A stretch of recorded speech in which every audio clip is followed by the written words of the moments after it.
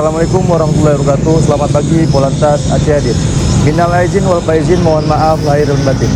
Bersama dengan saya Bribda M. Agus Ferdian dari Satuan Lalu Lintas Polres Sibu Salam melaporkan situasi arus lalu lintas terkini dari pos pelayanan Tupak Selawah 2024 Polres Sibu Salam Selasa 16 April 2024 sekira pukul 10.00 waktu Indonesia bagian Barat.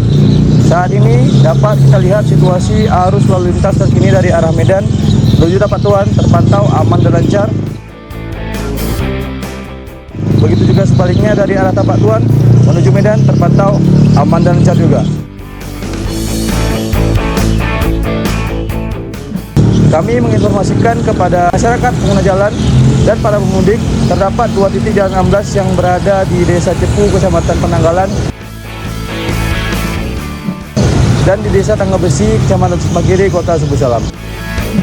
Kami mengimbau kepada mobil angkutan barang dilarang keras membawa penumpang di belakang dikarenakan dapat mengakibatkan kecelakaan lalu lintas. Dan kami juga mengimbau kepada masyarakat pengguna jalan untuk selalu tertib berlalu lintas, patuhi rambu-rambu lintas, dan utamakan keselamatan dalam berkendara. Sekian, terima kasih. Wassalamualaikum warahmatullahi wabarakatuh. Polantas Aceh Hadir.